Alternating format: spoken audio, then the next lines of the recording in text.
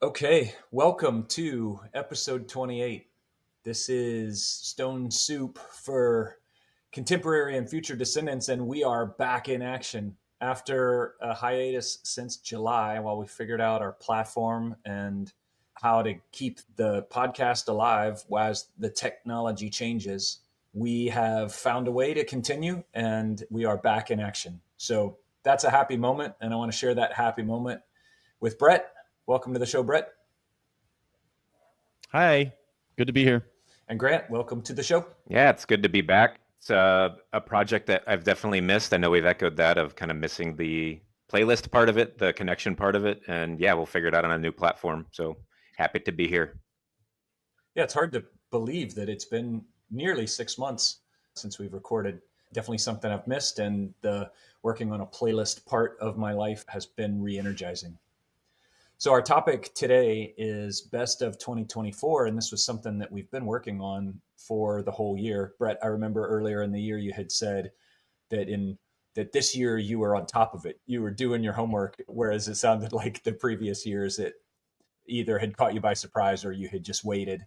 So this is that moment where, over the year, we're collecting songs, we're listening to, of course, the classics or the things that we're used to, but we're also listening for new songs, new albums, new artists, things that were released this year, things that caught our attention or that touched us in a meaningful way.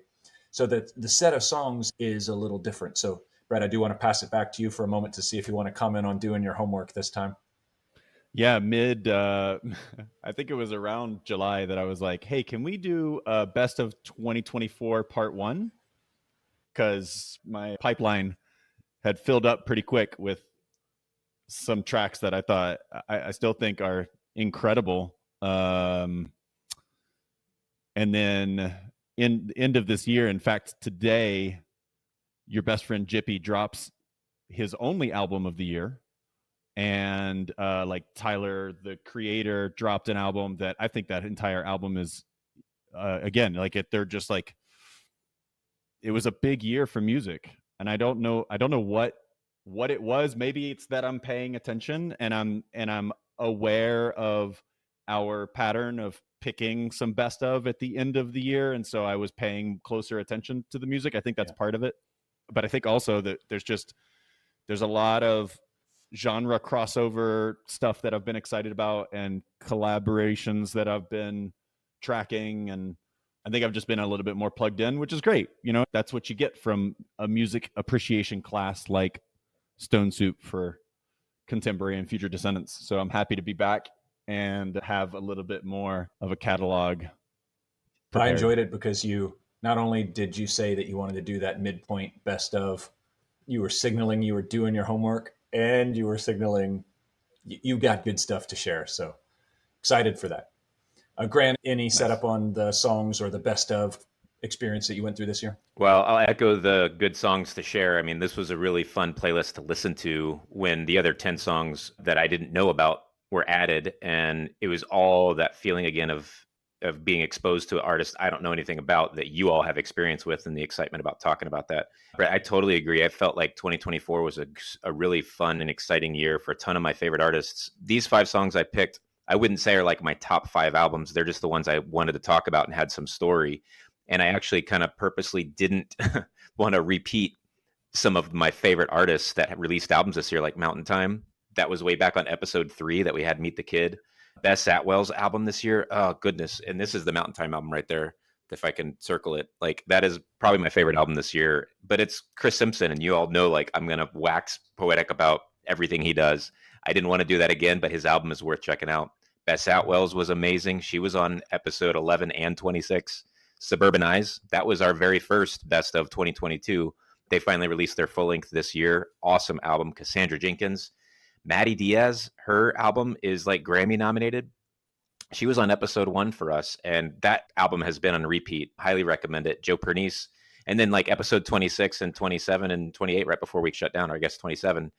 Humbird, Memorial, Frail Talk, all those were this year. And so I feel like 2024, and part of it, Brett, like you said, was this music and this churn of thinking about it and wanting to have this floor to talk about it coming up made me really excited about this. The last thing I'll throw is if we ever do another movie moments, the soundtrack from I Saw the TV Glow was brilliant. I almost put a whole bunch of songs on that just because that hit me recently. And so some of the songs I'm featuring today are things that are really spinning a lot today, but I really thought it was an exciting year of music releases from some of my favorite artists, and happy to be exposed to a bunch of the ones that you guys dropped today too. Yep, that's good context. Now, see why you got to go and up the level again. Well, just when he sees you Grant. getting all the extra credit, he's like, "Nah, I'm not letting Brett get all the extra credit." Seriously, like I just like riffed. No, and I know it's not comparison, but like I love that, and I definitely intended to have my list of honorable mentions that I would gently slide in, and that's just not where my homework ended up focusing. But dang, that's so cool. I love hearing all of those bands that were previously on episodes that you're naming here. Man, that's what I love about doing this.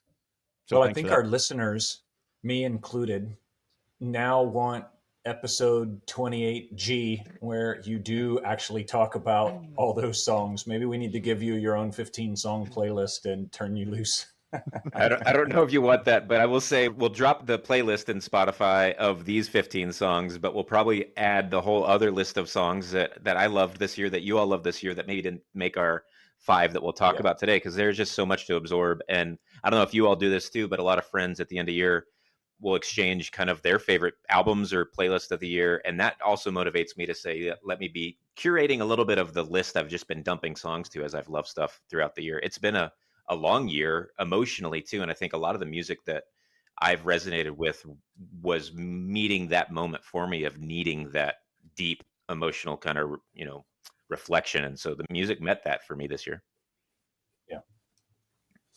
Okay. Well, that's a good setup. Maybe it's indicative of us being on hiatus for 6 months. We got a lot to talk about.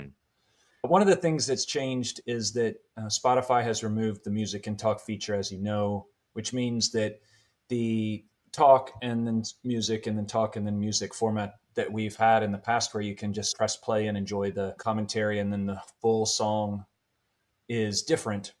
But we're switching over to YouTube, where artists are delivering their music sometimes with a full visualizer or sometimes track where they're showing you the lyrics. So we've got those, and so you'll be able to have a similar experience if you watch/listen to the podcast on YouTube, and then we'll make it available on Spotify as well. And then what this also opens up is, especially since the songs don't need to be integrated, or they can't be integrated anymore, it also opens up some other podcast platforms. We are early in the journey of figuring all those pieces out.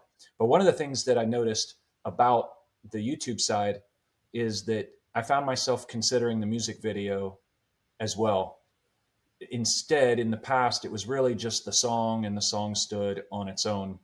So I felt like it was a little bit, do you know the show The Voice? It was a little bit like the previous episodes were like the first round, where your chair is not facing the artist and all you're doing is listening to the artist and you have no context visually.